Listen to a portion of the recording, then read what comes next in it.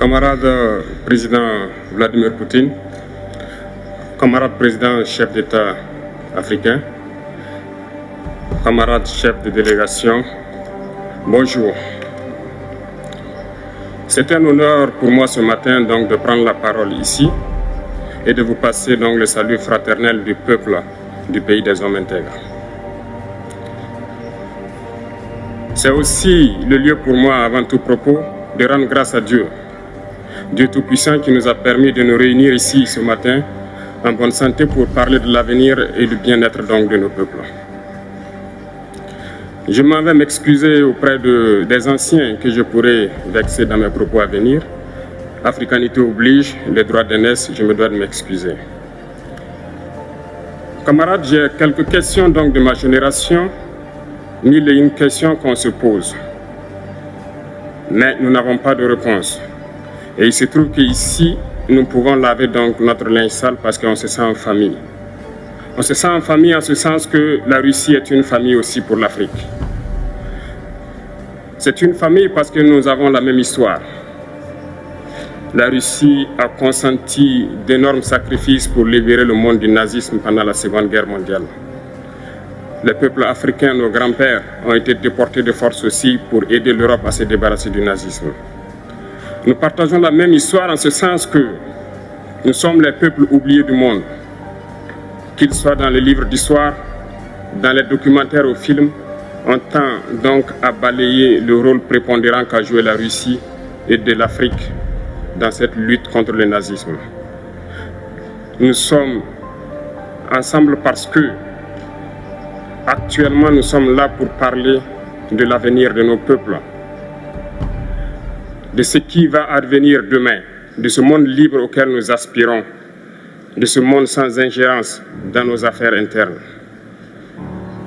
Nous avons les mêmes perspectives et je souhaite que ce sommet soit l'occasion donc de pouvoir tisser de très bonnes relations en vue d'un meilleur avenir de nos peuples.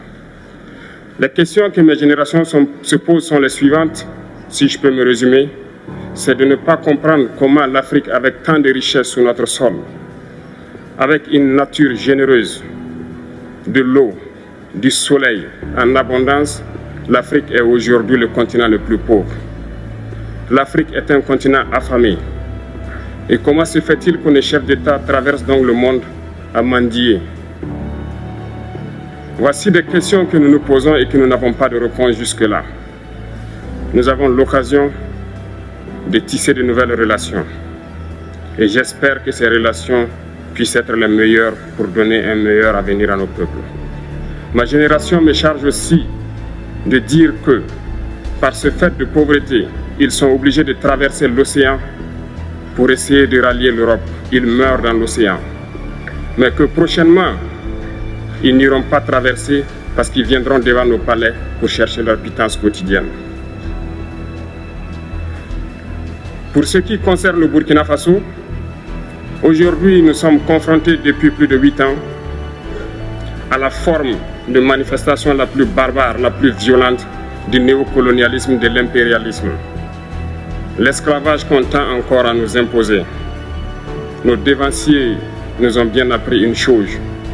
L'esclave qui n'est pas capable d'assumer sa révolte ne mérite pas que l'on s'apitoie sur son sort. Nous ne nous apitoyons pas sur nos sorts, on ne demande pas que quelqu'un s'apitoie sur notre sort. Le peuple burkinabé a décidé de lutter contre l'île terroriste en mesure de relancer son développement. Dans cette lutte, des vaillants peuples, des vaillantes populations se sont engagées à prendre les armes face au terrorisme, ceux que nous avons affectueusement appelés les VDP, des volontaires. Nous sommes surpris de voir les impérialistes traiter ces VDP de milices et de tout type. C'est décevant, parce qu'en Europe, lorsque des peuples prennent les armes pour défendre leur patrie, on les traite de patriotes. Nos grands-pères ont été déportés pour sauver l'Europe. Ce n'était pas avec leur consentement, contre leur gré. Et bien au retour, on se rappelle bien qu'à Tiaroy, lorsqu'ils ont voulu revendiquer leurs droits élémentaires, ils ont été massacrés. Cela ne fait rien donc. Lorsque nous, peuple, nous décidons de nous défendre, on nous traite de milices. Mais là n'est pas le problème. Ce qui est le problème, c'est de voir des chefs d'État africains qui n'apportent rien à ces peuples qui se battent, mais qui chantent la même chose que les impérialistes en nous traitant de milices, en nous traitant donc d'hommes qui ne respectent pas les droits de l'homme. De quels droits de l'homme parle-t-on? Nous nous offusquons contre cela et c'est honteux. Il faut que nous, chefs d'État africains, nous arrêtons de nous comporter donc en marionnettes qui dansent à chaque fois que les impérialistes tirent sur les ficelles. Hier, le président Vladimir Poutine a annoncé donc l'envoi de céréales en Afrique. Nous sommes bien contents. Nous lui disons merci pour cela. Mais aussi, c'est un message passé à nous, chefs d'État africains, parce qu'au prochain forum, nous ne devrons pas venir ici sans avoir assuré, pour ceux qui ne connaissent pas la guerre, l'autosuffisance alimentaire de nos peuples. Nous devons prendre l'expérience de ceux qui ont pu déjà atteindre cela en Afrique, tisser de bonnes relations ici et tisser de meilleures relations avec la Fédération de Russie pour pouvoir assouvir les besoins de nos populations. Je ne serai pas peut-être long, le temps imparti est très court. Nous sommes obligés de nous arrêter à un moment donné. Mais je voudrais terminer en disant que nous devons donc rendre hommage à nos peuples qui se battent. Gloire à nos peuples, dignité à nos peuples, victoire à nos peuples. La patrie ou la mort, nous vaincrons. Merci, camarades.